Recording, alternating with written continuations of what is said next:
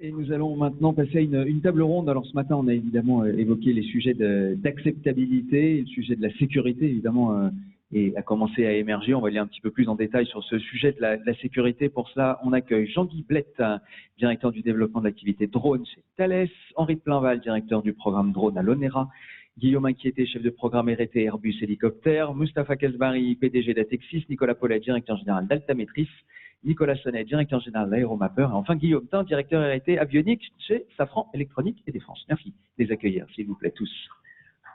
Oups, pardon, je vais reculer un petit peu.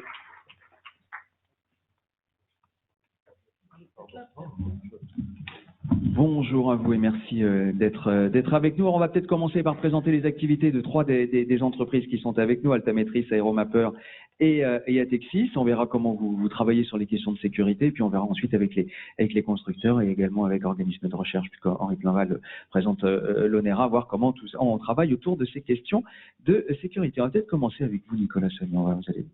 Il va falloir vous partager le seul et unique micro qu'on a pour tout le monde. Donc, Aéromapper, en quelques mots, l'émission et la structure. Alors, Aéromapper, en quelques mots, c'est une PME qui a été fondée en 2012.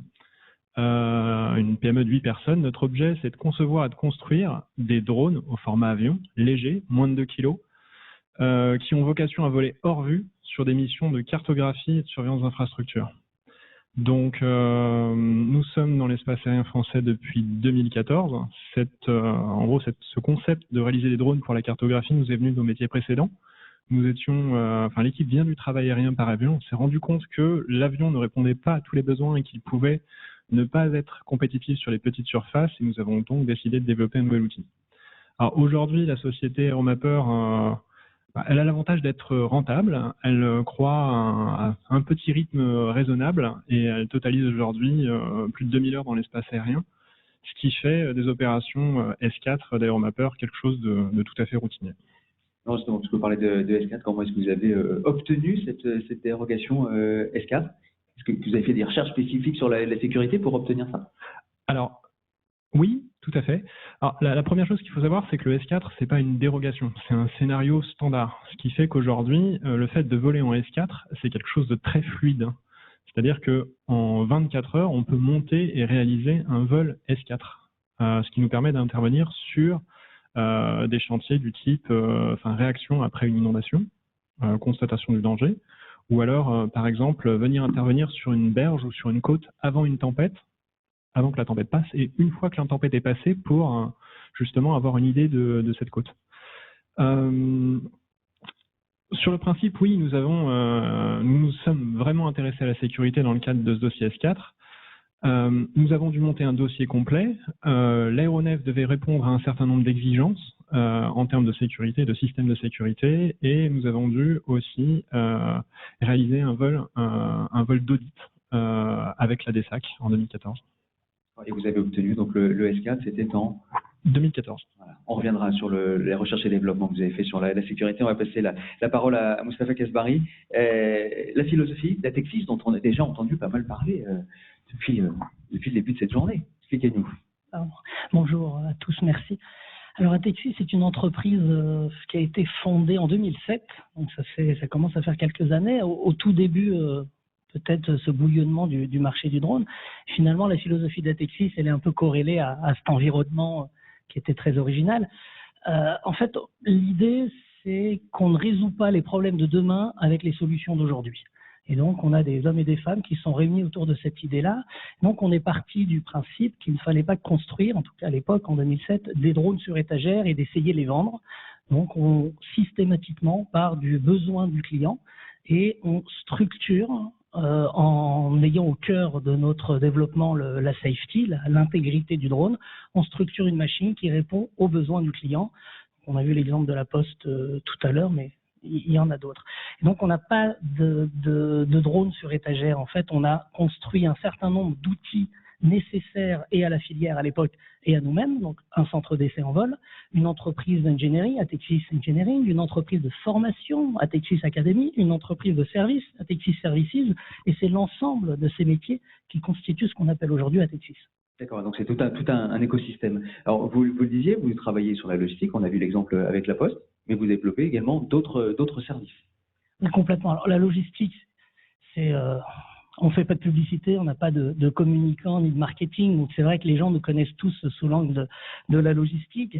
J'aime bien dire aussi que les GAFA en parlent, nous on le fait, parce qu'on a ouvert la première ligne commerciale au monde en 2016. Vous avez appris ce matin, je l'ai appris presque en même temps que vous, qu'on ouvrait une deuxième ligne commerciale sur Grenoble, et d'autres pour d'autres utilisateurs qui ne sont pas la Poste. Mais en fait, Atexis, c'est surtout plein d'autres choses. Donc, c'est de l'agriculture biologique au Brésil, puisque très tôt, on a senti, dès 2008, dès 2009, que le marché, ce ne serait pas la France, et qu'on avait intérêt plutôt à se serrer tous les coudes en France pour aller à l'export. Donc, c'est des hélicoptères qui ont volé sur la catastrophe de Fukushima, c'est des hélicos en Afrique, aujourd'hui sur la banane, c'est, je vous parlais de l'agriculture biologique au Brésil, mais il y a également le Mexique, le Costa Rica. Donc, finalement, la logistique dans nos activités, c'est un tout petit segment. Nicolas Paulet, Altamétris, on en a parlé évidemment déjà en fin de matinée avec la présentation qu'a pu en faire Patrick Jeantet. Peut-être revenir un petit peu sur l'origine de l'utilisation des drones, parce que à l'origine, vous faites plutôt appel à des prestataires. Au départ, on a plutôt testé un certain nombre d'opérateurs pour intervenir en sous-traitance au sein du système ferroviaire, mais je voudrais rebondir sur la présentation juste avant de la DSNA. On est bien sur un système ferroviaire qui a aujourd'hui un niveau de sécurité dans lequel on va intégrer des nouveaux outils un peu originaux, des drones qu'on fait voler au milieu des trains, au milieu d'agents qui sont sur le terrain. Et là-dessus, il ne s'agit surtout pas de dégrader ce niveau de sécurité globale, mais au contraire, même, je dirais, de l'améliorer en apportant encore plus de la maîtrise et de la gestion complète de cet environnement-là. Et donc là-dessus, à un moment donné, si on voulait que ça avance, il a fallu qu'on s'investisse plus et qu'on le prenne en direct, et d'où les compétences qu'on a développées et la société en tant que telle et sa finalité actuelle. Comment vous prenez en compte aujourd'hui la question de la sécurité? Sur quoi vous travaillez plus spécifiquement? Déjà, par notre culture du ferroviaire, on a un établissement public de sécurité ferroviaire qui oblige les opérateurs ferroviaires, les entreprises ferroviaires, mais également gestion d'infrastructure, à avoir un système de gestion de la sécurité qui est un manuel complet qui recense la façon dont on forme et qu'on maintient en compétence les personnes qui gèrent l'infrastructure ferroviaire, mais également qui exploitent les trains. Les outils utilisés, leur certification, leur utilisation au quotidien, l'aspect documentaire. C'est toute une approche en fait que l'on a intégrée et que l'on a appliquée à nous-mêmes en tant qu'opérateurs de drones dans un environnement industriel et pour toujours augmenter le niveau de sécurité. Et avec un deuxième angle, avec un peu sur l'image de la capsule dont on parlait tout à l'heure, c'est l'idée qu'à un moment donné, si on veut avancer, il ne s'agit pas de transférer un problème vers un autre acteur, mais de bien prendre en compte les enjeux des acteurs avec qui on est amené à intervenir. Donc, en l'occurrence, pour la partie aéronautique, qui n'est pas une compétence initiale côté SNCF Réseau, de travailler, d'essayer de gommer ces interfaces par rapport aux autres usagers de l'espace aérien, aux gestionnaires de ces espaces aériens, pour leur démontrer que l'on maîtrisait la sécurité, globalement, et qu'on avait des solutions pour rendre tout ça homogène et souple pour tout le monde. Nicolas Sonnet, côté aéromappeur, le micro va revenir jusqu'à vous, voilà, c'est un passage de relais. Vous évoquiez déjà tout à l'heure la recherche et développement fait sur la sécurité. Qu'est-ce que vous avez fait très concrètement et sur quel sujet aujourd'hui vous travaillez, sur lesquels vous faites de la recherche et développement? Alors, la recherche et le développement, c'est jamais fini de base.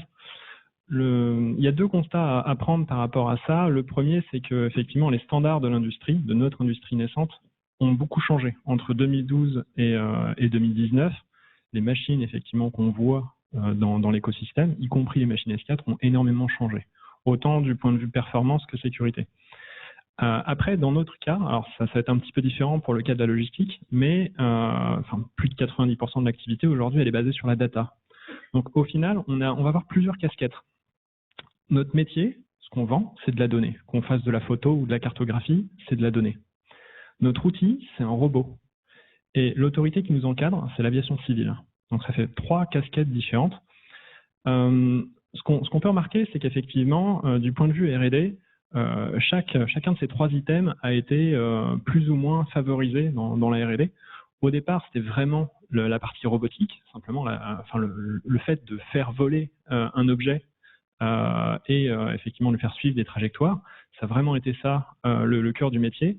Ensuite, au fur et à mesure, on a eu un glissement vers la data, parce qu'effectivement, c'est ce qui crée la valeur.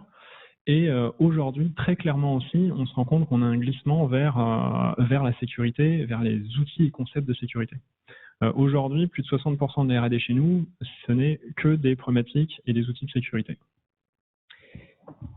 Moustapha Kesbari, côté Atexis, si on revient sur cette première mondiale que vous avez faite avec la Poste, on rappelle, hein, c'est cette ligne entre Saint-Maximin et Pourrières pour de la logistique sur du colis. Comment est-ce que vous avez obtenu cette autorisation? Qu'est-ce que vous avez fait pour prouver que tout ça était très sécuritaire? Effectivement, une bonne question. Alors, d'abord, en comparaison à ce que disait Aéromapper sur le S4, le S4 est un scénario standard. Là, ce dont on parle, c'est de l'ordre de la dérogation ou du scénario de type pour l'Europe specified ou spécifique. Donc, on n'est pas dans une autorisation de type S4 qui permet à Aéromapper de voler la veille pour le lendemain, etc. On est bien, il faut le comprendre, dans une démarche de scénario spécifique, donc entre guillemets dérogatoire sur dossier.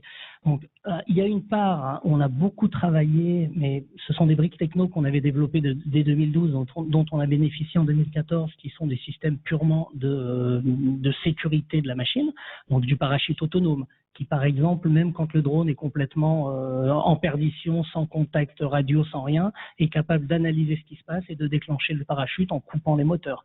Un système compatible au transpondeur et au FLARM qui permet de naviguer en se signalant, ou plutôt là dans ce cas précis, en écoutant son environnement et en transmettant au sol l'environnement aéronautique autour du drone. Et puis derrière, c'est cette approche de sécurité, il y a surtout l'idée du safety by design, c'est-à-dire qu'on a d'abord posé le colis sur la table et ensuite on a construit autour du colis tout ce qu'il fallait d'un point de vue architecture pour le transporter de manière safe, ou en tout cas avec le maximum d'intégrité possible. Et dans ce cadre-là, la DSAC nous a beaucoup aidé. On était en 2014, SORA n'existait pas encore, donc l'approche par l'analyse de risque, on a été challengé en permanence par les équipes de la DSAC et avec beaucoup d'allers-retours sur des propositions de sécurité en termes de ségrégation de l'espace aérien ou pas, en termes de nombre d'heures de vol. C'est une machine qui a volé plus de 1000 heures avant d'avoir le droit de, entre guillemets, le fameux survol de l'autoroute A8 dont a parlé monsieur Jean-Luc de France hier ce matin, je suis fatigué. C'est plus de 1000 heures de vol de test avant d'arriver à ce niveau d'intégrité qu'on a calculé d'un point de vue statistique à quelque chose comme une panne grave pour 100 000 heures de vol. Et j'en profite, il n'y a pas mon client, alors c'est d'autant plus facile, pour l'Assemblée, à dire que malgré tout, gardez en tête que tous, chez nous, à chaque fois que le vol a lieu, donc plusieurs fois par semaine, eh ben, quand on survole l'autoroute, ça fait quelque chose. Parce qu'on sait qu'on n'a pas le niveau d'intégrité qu'on aimerait avoir, qui est de l'ordre d'une panne grave pour 1 milliard ou allez, je vais être gentil, 1 million d'heures de vol. Donc à chaque fois qu'on survole cette fameuse autoroute, il est vrai que on a un petit pincement, un petit quelque chose qui dit à quel point est-ce qu'on est sûr du niveau de fiabilité de notre machine. Nicolas Paulet, à l'instant, Moustapha Kesbari parlait de l'analyse de risque. Ça, c'est aussi évidemment des sujets sur lesquels vous travaillez. Il y a un gros travail sur le management de la sécurité, alors qui d'ailleurs est très proche aussi de ce qui se fait dans le ferroviaire. Oui, si on remonte l'autorisation spécifique, comme parlait Moustapha, avec le drone avion DT26 que vous pouvez voir en haut, qui a été développé avec Delair, l'autorisation là depuis quelques années maintenant, on a un peu exploré un nouveau champ qui était utiliser des drones de longue élongation au-dessus d'une infrastructure exploitée, et donc on a intégré ça en conception du système de drone en termes de formation des télépilotes de drones, de cadre d'emploi et d'intégration dans l'espace. Donc on est en régime de zone réglementée temporaire, mais il n'empêche qu'il faut intégrer ça dans des procédures et également vis-à-vis du client. Le premier usage du T26 c'était pas la veille pour le lendemain. Donc ça aussi, il faut le faire accepter qu'il y a ces temps d'apprentissage, ces temps de développement, avant d'arriver à démontrer qu'on arrive à un niveau de sécurité qui permet de faire plus, de faire mieux, d'aller plus loin. Il y a des étapes à passer et il faut convaincre tout le monde et mettre tout le monde en confiance, y compris nous-mêmes, lorsqu'on utilise ces systèmes pour la première fois. D'accord. Être mis en confiance, ça veut dire quoi pour que vous soyez mis en confiance? C'est une répétabilité en fait des opérations dans des bonnes conditions, mais également dans les modes un peu dégradés où on va commencer à constater que en termes de perturbations de vent, on parlait d'électromagnétisme tout à l'heure, mais également en situation d'événement un peu particulier, lorsque en cours d'une opération on détecte une intrusion de personne et puis qu'on sort du mode nominal pour aller suivre l'événement, c'est cet apprentissage-là qui permet à un moment donné d'aller encore plus loin, de repousser un peu les limites et de faire partager en fait ces limites-là avec l'ensemble de l'écosystème. D'accord. À la différence, par exemple, d'Atexis qui conçoit ses propres drones, vous achetez des drones. J'imagine qu'il y a aussi besoin de confiance, et ça va peut-être faire la transition d'ailleurs avec nos prochains intervenants, confiance aussi dans le matériel que vous achetez, donc confiance dans les constructeurs. Complètement, avec un besoin aujourd'hui, comme l'exprimait tout à l'heure Patrick Janté, d'avoir plus d'informations quantitatives sur le niveau de fiabilité de ces systèmes-là, où aujourd'hui on était plutôt sur de l'a priori et du test par un nombre d'heures de vol, et puis maintenant il faut commencer à rentrer sur des démonstrations proprement parler et des études de plus haut niveau qui se rapprochent de la certification. Encore une fois, sans atteindre le 10-9 par rapport à un certain nombre d'opérations qu'on réalise, le 10-9 n'est pas nécessaire, mais en tous les cas, il faut quand même qu'on puisse avoir un chiffre pour savoir du coup sur quelle base de management de risque on doit travailler. Guillaume Acquieté, chez Airbus Hélicoptère, comment est-ce que vous abordez ces exigences de safety pour garantir la sécurité des personnes? Tout d'abord, je pense par rapport au 10-9, puisque nous, par contre, le 10-9, c'est un peu notre métier, donc c'est pour ça qu'on va essayer de bien expliquer comment nous, Airbus Hélicoptère, on s'intègre dans tout ça.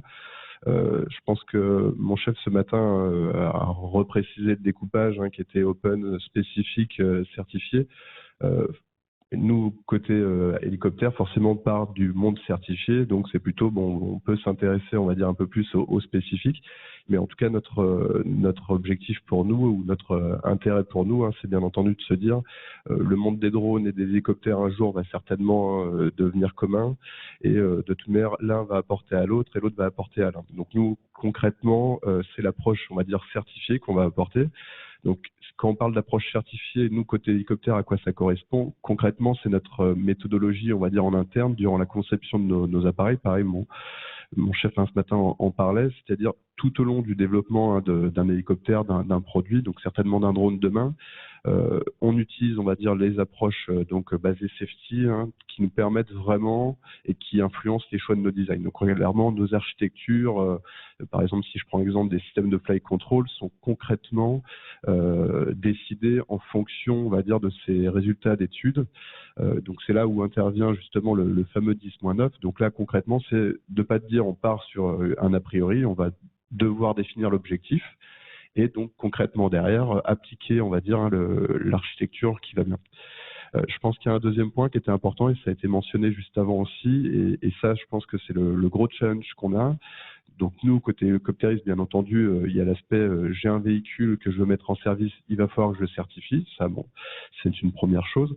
Mais il y a également le fait qu'on va devoir assurer des opérations safe sur un nombre d'heures de vol, on va dire, important.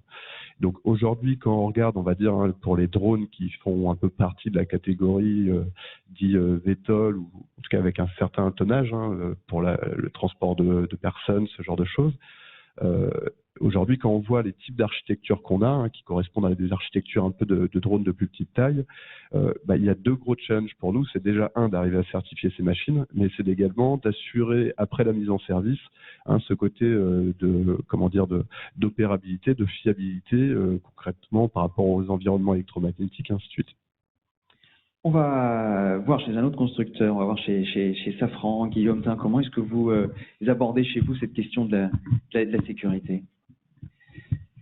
Alors, déjà, j'interviens pas ici comme constructeur de drones.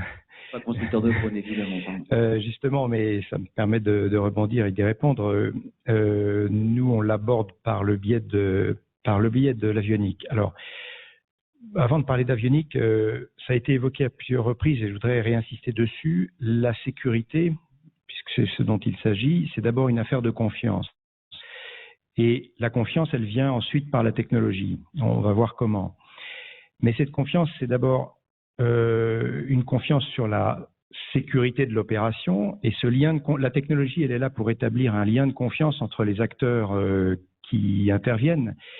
Et ces acteurs, il ne faut pas l'oublier, ils sont de plusieurs natures. Il y a d'abord l'opérateur qui met en œuvre son drone et qui en tire un business, et c'est bien normal et c'est souhaitable. Il y a l'autorité qui, que ce soit à travers les services de la circulation aérienne ou les services de certification, et les deux sont intervenus aujourd'hui, sont évidemment un acteur clé du lien de confiance qui établit la sécurité. Il y a les autres usagers de l'espace aérien, et il ne faut pas les oublier, on fonctionne dans un espace aérien, ça a été dit et aussi à plusieurs reprises, dans un espace aérien qui n'est pas vide, où il y a déjà d'autres usagers et il s'agit de ne pas perturber, et j'irai même plus loin, de laisser continuer à se développer les autres usages aériens, tout en laissant se développer ce nouvel usage, ou ces nouveaux usages, et ça c'est absolument essentiel. Donc, les autres usagers de l'espace aérien sont l'un des acteurs de la chaîne de confiance et de sécurité. Et puis le dernier, last but not least, c'est le public qui est en dessous, qui n'a rien demandé à personne, qui est là et qui voit passer des drones, qui n'a pas d'idée immédiate que c'est pour leur bien, même si ça peut l'être de façon indirecte. Le drone qui inspecte la voie ferrée et qui découvre un problème finalement œuvre à la sécurité du public, mais c'est assez indirect, et donc c'est pas la première idée que s'en fait le public survolé. Donc, opérateurs, autres usagers aériens, autorités, public survolé sont, je dirais, les 4 grandes catégories d'acteurs qui sont liés par ce lien de confiance, et c'est à travers ce lien de confiance que vient la sécurité. D'accord, donc il faut leur donner cette confiance, mais comment on leur apporte cette confiance? Alors, comment on leur apporte? Il y a... La technologie va leur apporter. Mais c'est dans la façon de concevoir et de mettre en œuvre cette technologie qu'on va pouvoir créer ce lien de confiance. Les deux éléments, alors on va aborder maintenant les sujets plus système avion et donc avionique. Avionique, c'est l'électronique embarquée qui est l'un des facteurs de sécurité principaux du vol et de l'usage, en particulier sur des engins non habités. Cette avionique, elle va devoir garantir un certain niveau de sécurité aux autres acteurs. D'abord, en garantissant que l'information qu'elle fournit est exacte. Avant de parler de cyber, d'intrusion, etc., il faut déjà que le système embarqué ne se trompe pas lui-même. Et donc, c'est la première garantie que doit fournir l'avionique. Et la deuxième, c'est que sa conception à cette avionique doit être prouvable. Et donc, la façon dont l'avionique fournit aux autres acteurs une information robuste et intègre sur la position du drone, sur là où il va aller, sur son état, sur son plan de vol, la façon dont est conçue l'avionique pour pouvoir garantir cette intégrité d'information, elle-même doit être transparente et prouvable.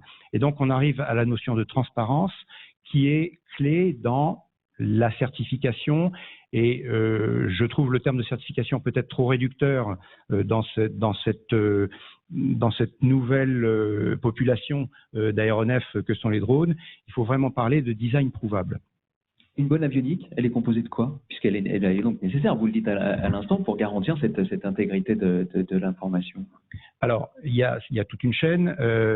Ça commence par la garantie de la trajectoire. Donc, l'ensemble des organes qui vont apporter aux autres acteurs la garantie sur la trajectoire du drone.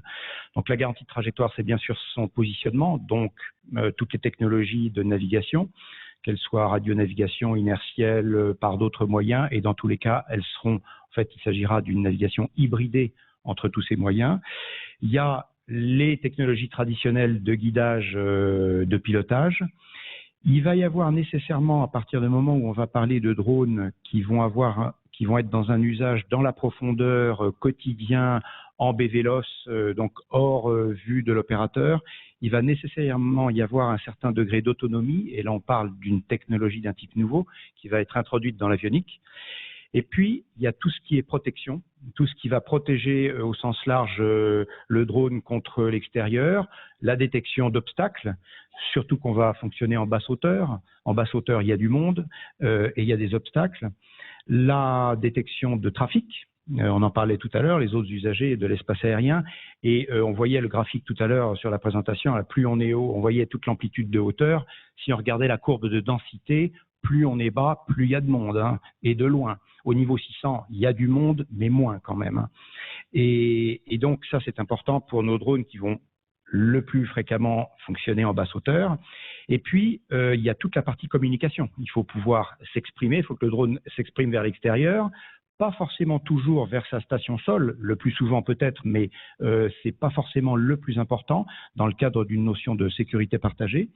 Et puis, il faut pouvoir enregistrer, et c'est le dernier élément, toutes les données d'état et notamment de position du drone, parce que l'opération se passe en 3 temps. Il faut prouver avant que l'on va suivre la trajectoire que l'on a dit qu'on suivrait. Ensuite, il faut prouver pendant que l'on suit effectivement la trajectoire que l'on a dit qu'on suivrait et qu'on est là où on dit qu'on est. Et il faut pouvoir prouver après, notamment en cas d'incident ou de contestation, qu'on a bien suivi la trajectoire qu'on avait dit qu'on suivrait et qu'on était bien là où on a dit qu'on était. Et donc, cet enregistrement et cette notion d'avionique de sécurité intervient bien dans ces 3 temps. Jean Guiblette, l'approche de la sécurité vue par Thales. Donc l'approche de la sécurité par Thales, d'abord peut-être c'est de rappeler que chez Thales, la sécurité, la sûreté, c'est de l'ADN de Thales. En fait, on en fait toujours depuis longtemps, hein, c'est un des cœurs de métier. Donc on peut dire qu'on a une assez bonne expérience et une vision de ce qu'il faudrait faire. Donc d'abord, ce que l'on propose, c'est de penser que les drones, c'est quand même nouveau. C'est des nouveaux usages, c'est difficile d'imaginer ce que ça va donner, mais quand même. Donc la première action, c'est de se projeter dans le futur. Et si on croit le thème du symposium, c'est une révolution, donc un grand nombre de drones. Donc il faut imaginer que demain, on aura un grand nombre de drones qui voleront dans le ciel. Et ça impacte grandement sur l'approche de la sécurité. Après, dans notre idée de l'approche, c'est tout simple. On a une longue expérience qui a fait ses preuves, l'aéronautique. L'approche de la sécurité pour les avions, pour les hélicoptères, pour tout ce qui vole, a fait leurs preuves. C'est le moyen de transport le plus sûr. Donc, utilisons cette expérience, cette façon de faire pour aborder cette notion de sécurité. Après, comment s'y prendre? Pour nous, il y a besoin de nouveautés, il y a besoin de nouveaux produits, on a des nouvelles technologies, on s'appuie sur ces technologies, on développe ces produits et on va les adapter à ces nouveaux véhicules. Comme on a de grandes quantités, on nous reproche souvent ça, donc les produits de type aéronautique, les produits sécurisés, ça coûte cher, mais on a de grandes quantités, donc les coûts, les prix vont automatiquement baisser. Et après, en dernier, je dirais, dans cette approche, utilisons les méthodes de développement que Airbus a citées, les méthodes de développement aéronautique. Ceux-là aussi ont fait leurs preuves, que ce soit hardware ou software. J'insisterai même sur la partie software. Donc, utilisons les méthodes de développement avec un niveau d'assurance, les DAL, Design Assurance Level, qui sont excellents, qui vraiment empêchent d'avoir des défauts et de donner la confiance dans les solutions. Et le dernier point, peut-être j'anticipe une question, mais je le redis souvent, il ne faut pas avoir peur des niveaux de développement élevés. Donc faire du DAL-A software, finalement, ça ne coûte pas si cher que ça. C'est presque plus un état d'esprit de l'équipe logicielle. D'accord, on parlait de recherche et développement tout à l'heure. Sur quoi vous travaillez pour l'avenir? Quelles sont les pistes de travail en recherche et développement? Alors, les pistes de travail, d'abord, il faudrait dire que nous, on essaye d'avoir d'ensemble. Pas que le drone lui-même, donc le drone dans l'espace aérien, pour commencer. Et donc, dans Thales, on travaille sur l'air traffic management des drones et sur toutes les solutions associées dont on a parlé plusieurs fois ce matin.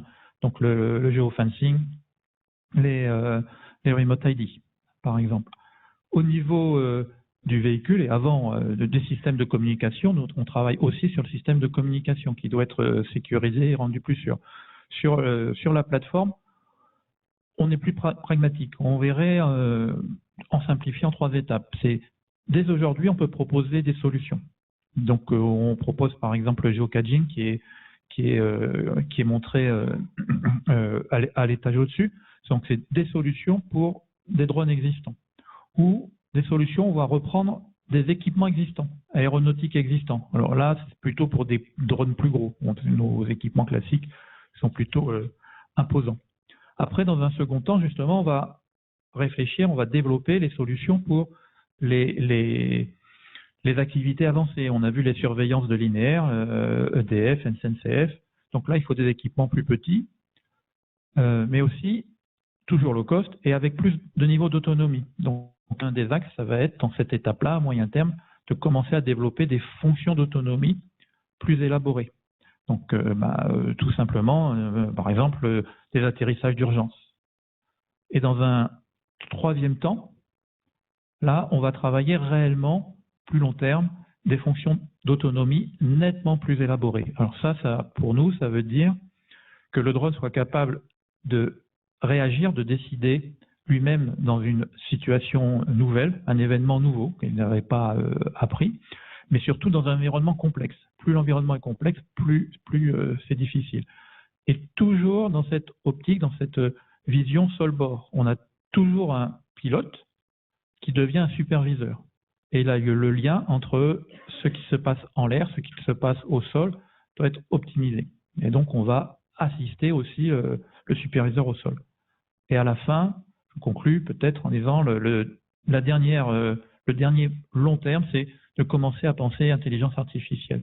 Il faut absolument de l'intelligence artificielle pour atteindre les niveaux de performance que l'on veut pour ces drones. Et certifier de l'intelligence artificielle ou mettre au point l'intelligence artificielle, c'est pas ce qui est si simple, mais donc il faut le préparer dès aujourd'hui pour le futur. Alors, à vous entendre évidemment tous, la technique évidemment est importante en matière de sécurité. Il faut aussi répondre à la réglementation, bien évidemment. Est-ce que Guillaume Inquiété, finalement, déjà répondre à la réglementation, est-ce que c'est pas suffisant pour la sécurité? Et puis si je reprends l'expression tout à l'heure de Guillaume Tin sur finalement la confiance, c'est pas suffisant déjà de répondre à la réglementation? C'est déjà un premier point. C'est vrai qu'on aime bien dire que c'est le ticket d'entrée, hein, mais c'est ce qu'on disait, c'est qu'aujourd'hui, quand on fait de la certification, hein, le fait de type certifier son véhicule, ça permet de démontrer la tenue aux exigences qui sont posées dans la réglementation, mais la phase d'après reste de toute manière d'assurer en opération, on va dire, la tenue de la sécurité ou de la fiabilité de la flotte. Hein, on peut le prendre dans les deux sens. Et ça, par contre, c'est vraiment aussi un métier qu'on a et des méthodologies qu'on a chez nous, qui est le suivi continu de l'airworthiness, en termes de certification. C'est typiquement, si on prend l'exemple du 737 qui s'est passé il y a peu de temps, de dire qu'aujourd'hui il y aura strictement aucun accident. Bon, on peut se le dire, mais je pense qu'il faut aussi être réaliste. Ça arrive certainement dans certains cas. Aussi dans l'aviation commerciale, même si on est les plus avancés en termes de sécurité, mais c'est aussi ça qu'il faut savoir prendre en compte, l'anticiper, savoir aussi corriger. Et donc ça, c'est un premier point. Donc si on compare là où on en est, en tout cas sur les drones, on va dire, où là on commence à voir les aspects de certification, on voit que le chemin est encore un petit peu long, puisqu'il y a les deux points à prendre en considération. Un, de savoir vraiment comment on va certifier ces drones, et deux, de finalement savoir comment on va assurer derrière la tenue en opération de la sécurité. Comment on peut faire aujourd'hui pour aller plus loin sur ces questions de sécurité? Sur quel point en particulier il faut travailler? Alors nous, on a il y a forcément plusieurs axes de travail. Le premier axe de travail, c'est ce qu'on dit, c'est l'aspect, il faut le ticket d'entrée. Donc pour l'instant, clairement, les aspects de certification, de réglementation, on va dire au sens large, puisqu'il n'y a pas que la catégorie certifiée, il y a aussi la catégorie spécifique sur lesquelles les questions sont encore ouvertes. Donc c'est clairement de travailler sur ces points-là. Donc là, à travers le Conseil des drones civils, à travers les différents partenaires qui se présentent, Thales, Safran, Onera, on a aussi les end-users comme par exemple La Poste, avec qui on travaille justement sur ces questions, mais au sens qu'est-ce qu'on va devoir prévoir en termes de réglementation pour assurer la sécurité sur des opérations routinières, que ce soit pour la logistique ou pour de la mobilité. Donc ça, c'est le premier point. Le deuxième point, ça c'est plutôt à l'échelle de nous constructeurs, donc c'est là où on a l'habitude de travailler ensemble, mais c'est bien entendu sur les briques technologiques, hein, c'est ce que disait Jean-Guy sur les aspects, par exemple, si on prend la brique autonomie, hein, l'objectif est bien entendu, quand on voit un 10-9, comment c'est élaboré, on voit le fait d'erreur, on va dire, en termes de pilotage, par exemple, apparaître, qui est un gros facteur, hein, sur ce 10-9, hein, de la prise en compte du 10-9. Et donc là, c'est bien entendu apporté via la technologie, hein, c'est également les aspects de confiance, apportés via la technologie, on va dire ces points en plus, hein, qui vont nous permettre de pouvoir élaborer ces nouvelles opérations.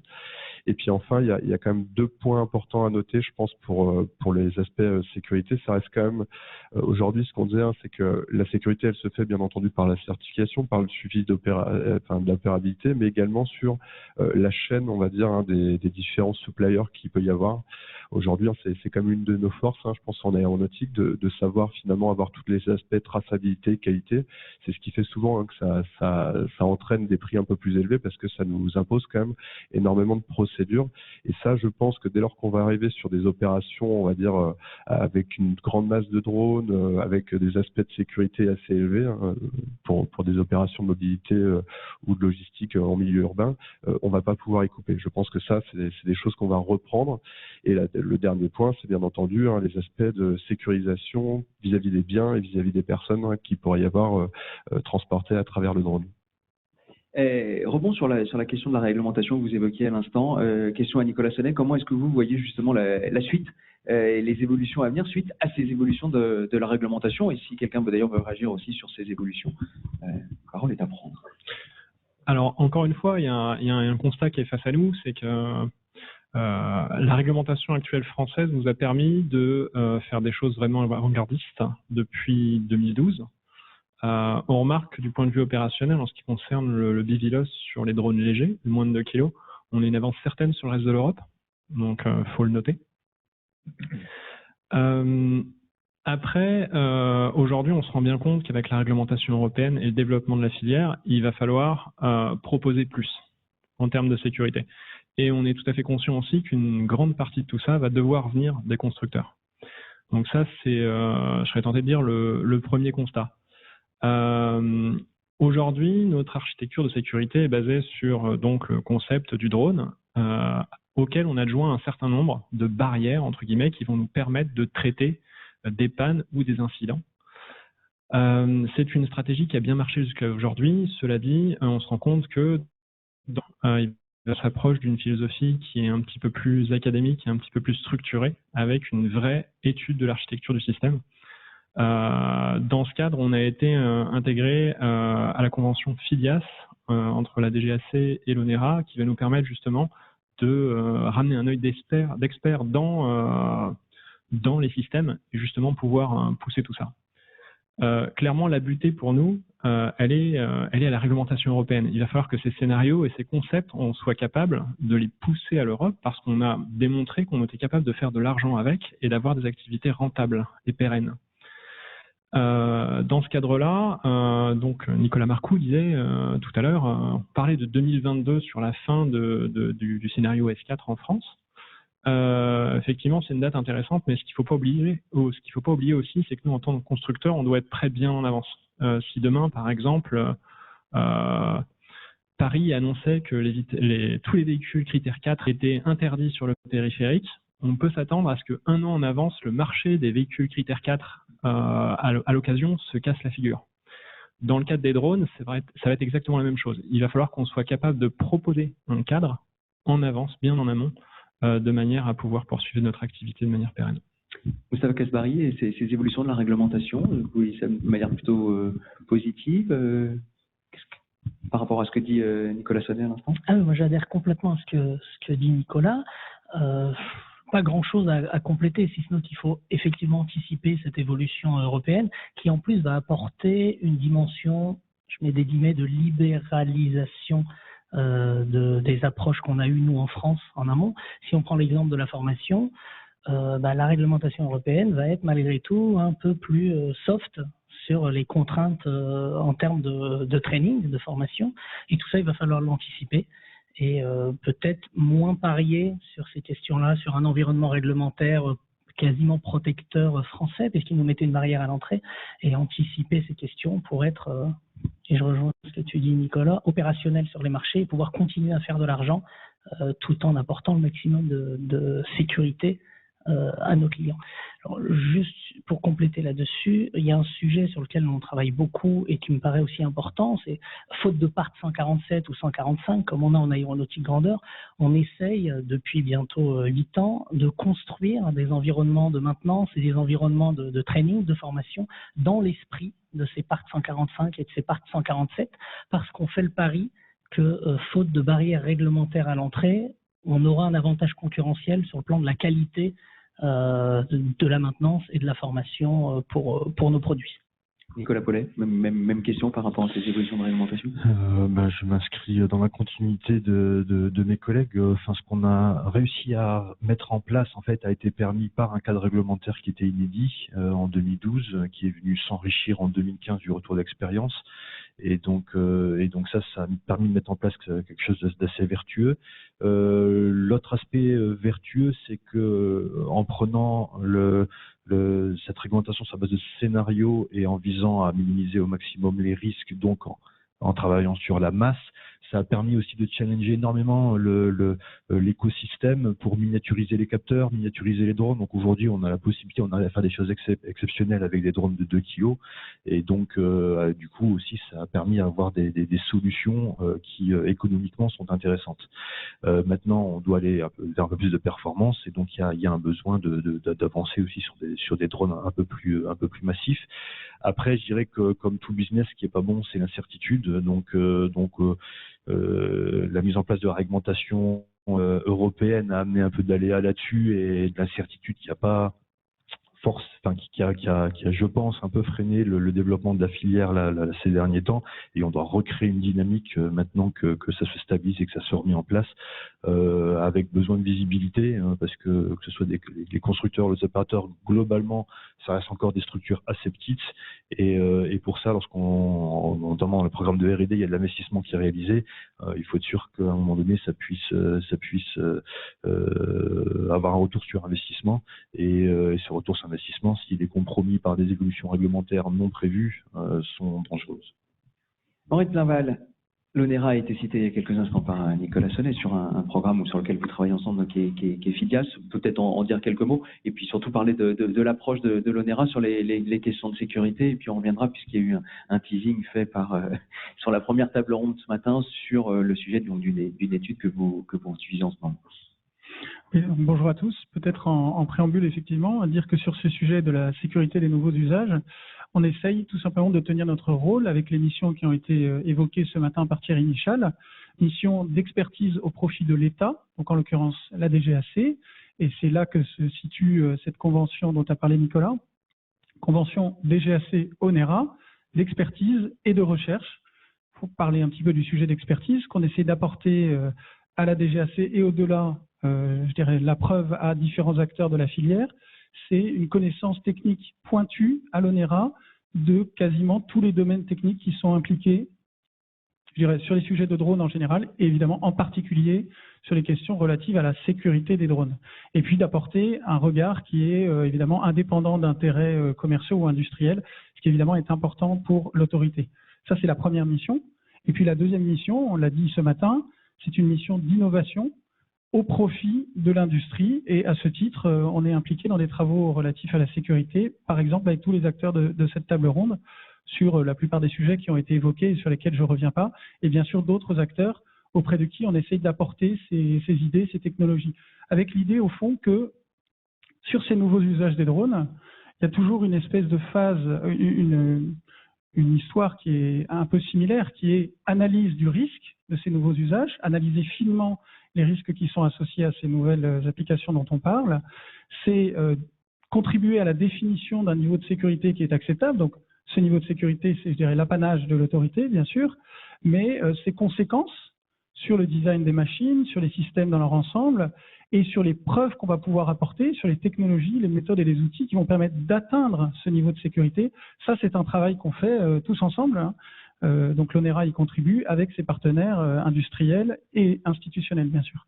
Et donc FIDIAS, c'est effectivement une convention dans laquelle on matérialise cette mission d'expertise au profit de la DGAC et cette mission d'innovation.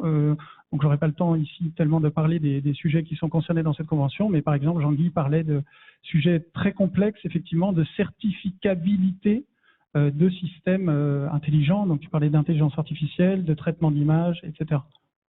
Alors, l'étude sur laquelle vous travaillez en ce moment, et Thierry Michel en a dit quelques mots, enfin en tout cas, elle nous a dit tout à l'heure que vous alliez nous en dire un petit peu plus. C'est une étude que vous menez également avec Lipstar sur les risques liés à la chute de drones sur les gens. Alors, on est où cette étude?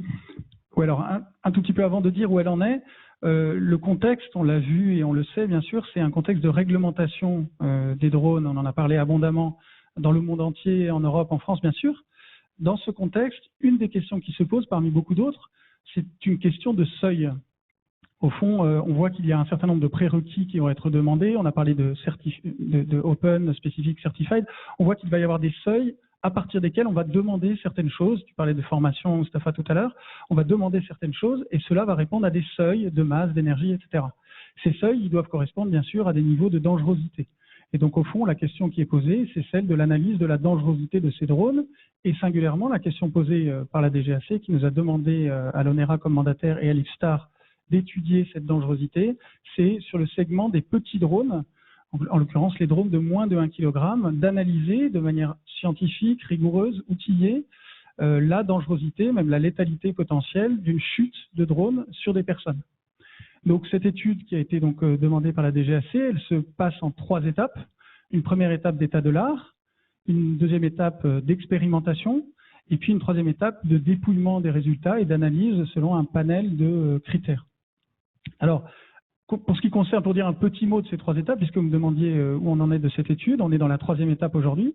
Au niveau de l'état de l'art, juste en quelques mots, lorsqu'on a commencé cette étude, on a constaté qu'il y avait finalement très peu de travaux qui ont été faits dans le monde sur ce sujet précis de l'analyse de la dangerosité de la chute des drones, des petits drones sur des personnes.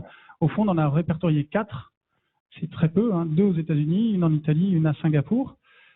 Si je devais résumer très rapidement ce qu'on peut en retenir, hein, ces études, elles ont leur mérite, bien sûr, elles ont apporté des choses, mais elles avaient pour défaut, la plupart du temps, d'avoir peu de documentation quant au protocole expérimental et aussi peu de répétabilité dans les protocoles et dans les manières de procéder expérimentalement. Donc c'était évidemment des défauts très importants dans ce contexte, et c'est ce sur quoi on a voulu travailler. Donc dans la deuxième étape de ce projet, on a justement mis en place un protocole expérimental grâce à Lipstar qui mène les essais que l'on fait en projetant au fond des drones sur des mannequins issus du monde de l'automobile. Donc on a jeté 2 types de drones, et d'ailleurs on remercie Parrot, je ne sais pas s'ils sont présents aujourd'hui, mais qui a fourni certains de ces drones, qu'on ne rendra pas dans l'état initial, mais qui a permis d'analyser, au fond, avec une répétabilité très fine, et ça c'est une chose sur laquelle je veux revenir, car Lipstar a réussi à mettre en œuvre un protocole extrêmement précis du point de vue de la maîtrise de la cinétique de projection des drones, qui permet d'être sûr qu'au fond, les résultats que l'on peut en tirer sont très propres du point de vue scientifique, et c'était évidemment un enjeu majeur pour cette étude. Voilà. Et alors, pour ce qui concerne la question que vous pourriez me poser sur les résultats, donc on est en cours d'analyse de ces résultats, mais je peux néanmoins commenter certains éléments qui sont déjà ressortis. Le premier, il n'était pas du tout évident lorsqu'on a commencé cette étude, c'est celui de l'impact très important du design du drone sur l'effet. Pour être plus précis, et le dire peut-être de manière un peu frappante, on a donc projeté des drones de 400 et 800 grammes, et dans certaines configurations, pour certaines situations, eu égard à l'analyse des critères de dangerosité qui ont été retenus, les résultats sont extrêmement voisins entre ces 2 types de drones, qui sont quand même dans un rapport de masse de 2. Donc ça, c'était une première chose qui est quand même assez frappante. La deuxième chose, c'est qu'on a donc un aspect de létalité qui, alors fort heureusement, sur des drones de cette taille-là, ne voisine pas les 100% de probabilité de létalité. Donc on est plutôt sur des chiffres qui sont relativement bas, avec pour l'instant peu de chiffres, donc une certaine difficulté à corréler des résultats sur une analyse de létalité. En revanche, on voit qu'un autre critère qu'il serait certainement opportun d'analyser, c'est celui de la possibilité du risque de lésion à la suite de ces chutes de drones. Donc c'est un sujet aussi très complexe et qu'il faudrait sans doute analyser davantage. Et puis enfin, une dernière chose dont on pouvait se douter, mais qu'on constate aussi, c'est l'intérêt qu'il y aurait à aller vers des moyens de simulation. Donc là aussi, c'est un sujet très complexe, avoir des modèles extrêmement fins et représentatifs de la dynamique et des points qui sont importants eu égard à la dangerosité, c'est assez complexe, mais aller vers des modèles qui permettraient de simuler pour, au fond, multiplier les essais virtuels, ce serait vraiment une piste importante. Réaction peut-être des constructeurs sur ces premiers enseignements, je pense notamment sur ces notions de design finalement du Moustapha Kasbari peut-être, vous qui concevez également. Oui, enfin juste un mot rapide. D'abord, je suis ravi de voir cette étude en cours et puis qui se termine, parce que c'est une des questions qu'on s'est longtemps posées. On avait essayé de faire des choses avec Bureau Veritas au tout début, mais c'était ni scientifique ni concluant. Donc d'abord, merci, et puis c'est extrêmement intéressant. Maintenant, sur le design, pour être très très honnête avec vous, au moment du design, nous, on ne prend pas en compte l'impact d'un design sur une létalité possible ou sur une capacité à générer des blessures au niveau de la personne. On est surtout concentré sur l'aspect architecture de safety, d'intégrité, et sur l'aspect aérodynamique, puisqu'on joue dans le POUIEM et on cherche des performances. Un drone comme celui que vous avez vu de la Poste, qui est un multirotor, c'est celui qui a le plus d'endurance aujourd'hui au monde, puisqu'on va faire un record du monde avec devant un huissier, on atteint 1h50 d'autonomie. Donc on joue sur des choses, des POUIEM sur le plan aérodynamique et pas sur ces questions-là. Qui peut réagir sur cette notion de design? Jean Piblette. Juste une remarque sur la dangerosité de ces drones. Nous, on pense que c'est assez important, surtout pour les drones qui vont voler au-dessus des foules. Donc, pour atteindre les niveaux de safety de ces drones-là, il sera indispensable de travailler sur le design matériel intrinsèque du drone, c'est-à-dire que, en fait,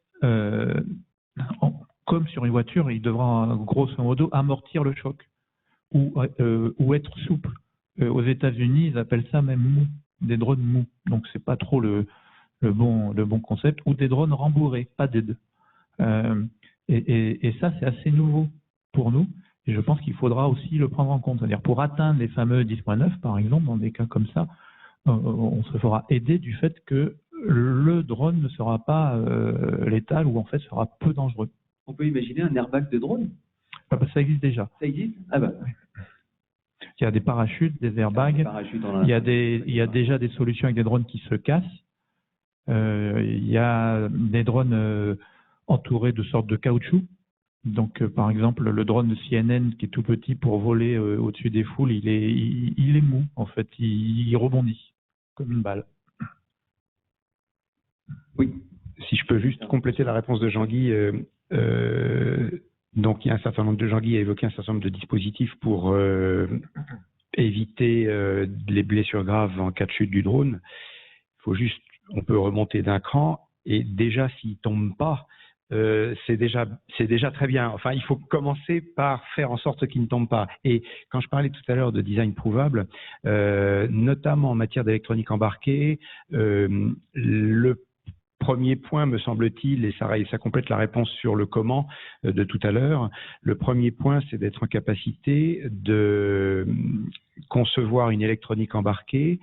Alors, le zéro accident, le zéro danger n'existe pas, mais dont on sait démontrer, et le point important, il est sur la démonstration, dont on sait démontrer que son taux de panne, et encore, il s'agit des pannes pouvant entraîner de façon certaine une chute du drone, soit inférieur à des limites acceptables, on parle de ce 10.9 effectivement, que l'on fixe avec l'autorité, et ces limites devant prendre en compte l'acceptabilité sociétale de l'activité. Et donc, la dangerosité ou la non-dangerosité passe d'abord par la non-panne, et la non-panne passe elle-même d'abord par la démonstration d'un design qui ne tombe pas souvent en panne. Si je rebondis sur ce que vous dites, faire en sorte qu'il ne tombe pas, donc il y a cette notion de la non-panne, on a beaucoup parlé de technique, on a finalement peu parlé de ceux qui pilotent les drones, puisque je crois qu'en fait les accidents de drones, c'est quand même souvent lié à des questions de pilotage, non? C'est aussi un sujet de sécurité. Guillaume? Faudra que ça cesse, ça. Guillaume Inquiété peut-être et Jean Guiblette ensuite. Alors nous, c'est sûr qu'on a pour l'instant pas trop de télépilotes, on a plus des pilotes, mais je pense qu'on peut faire à peu près l'amalgame. Et je pense que Jean-Guy certainement va dire la même chose que moi, mais aujourd'hui c'est vraiment par la montée sur l'automatisation, le fait de passer, il y avait 3 étapes qui étaient mentionnées, mais passer par plus d'automatisation dans un premier temps, certainement viser ce qu'on appelle l'autonomie, là où on peut imaginer que le superviseur aujourd'hui soit doté de la capacité d'intelligence artificielle, que ce ne soit pas des choses déterministes, que ce soit vraiment des choses... donc ça, c'est les ambitions qu'on a, mais pour l'instant, bien entendu, aujourd'hui, il faut prendre en considération ça, et je pense que là, la formation, c'était un premier pas. C'est aujourd'hui le cas sur nos hélicoptères. Si nos pilotes font le moins d'erreurs possible, c'est surtout parce qu'on leur fait beaucoup d'heures de vol dans des simulateurs, par exemple. Donc, c'est à peu près le même contexte pour les télépilotes. Jean Guiblette.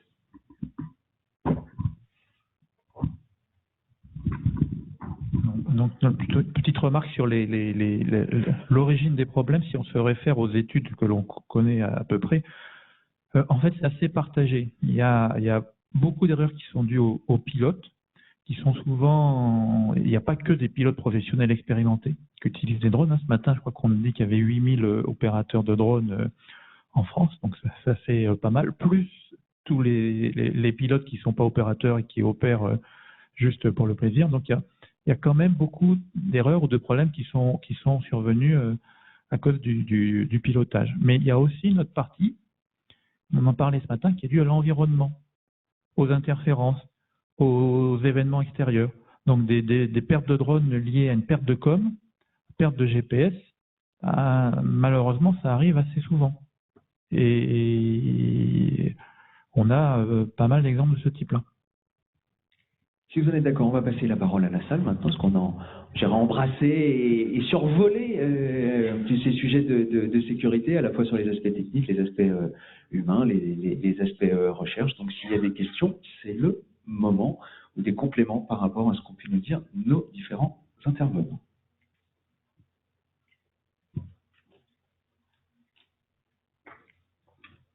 Et là, un drone passe.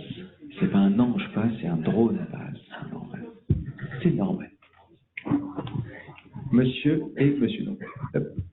Donc, bon, je ne vais pas répéter. C'est intéressant les problèmes de dégâts et de dire je vais étudier quel impact, quel dégât le premier impact aura. Mais de fait, je rappelle quand même que les assurances se sont réassurées pour un accident parce qu'une voiture s'était arrêtée sur un passage à pied à niveau et que ça a fini par un barrage qui a été défoncé. Ce que je veux dire par là, c'est que vous prenez un petit drone de quelques grammes, vous le mettez dans l'œil d'un conducteur de voiture et vous avez un accident qui enchaîne je ne sais pas combien de morts. C'est tout à fait envisageable. Hein. S'il y a suffisamment de drones, ça arrivera. Donc, il faut aller vers ce genre d'études. Hein. Attention, hein, je ne dis pas qu'il ne faut pas le faire. Hein. Ça, alors là, il faut le faire. Mais la problématique, je pense qu'elle est, honnêtement, moi, je préfère l'approche de, on tombe pas sur quelqu'un, quoi. Je préfère vraiment l'approche à 10-9 sur la preuve, enfin, ce qu'on fait en fait tous les jours, quoi, hein, sur des avions normaux, d'empêcher l'occurrence de l'événement à un niveau de probabilité que d'ailleurs le législateur devrait nous donner, puisque je ne crois pas que ça soit encore fait, à moins qu'on me dise le contraire. Je ne crois pas qu'encore aujourd'hui on ait une cible de sécurité pour ces événements-là. Vous me direz peut-être le contraire, je ne sais pas. Non, mais je vais commencer à répondre, peut-être que d'autres voudront aussi répondre d'autres aspects, mais je ne crois pas qu'il faut opposer toutes ces choses-là les unes contre les autres. Hein. L'idée, c'est pas parce qu'on étudie l'effet de la chute d'un drone sur une personne que ça signifie qu'on se satisfait de la situation où il tombe. Mais on sait qu'un jour, il peut tomber, et puis on sait qu'il y a des réglementations qui vont devoir s'appuyer sur des résultats scientifiques. Et donc, on répond à cette demande-là, à ce besoin-là.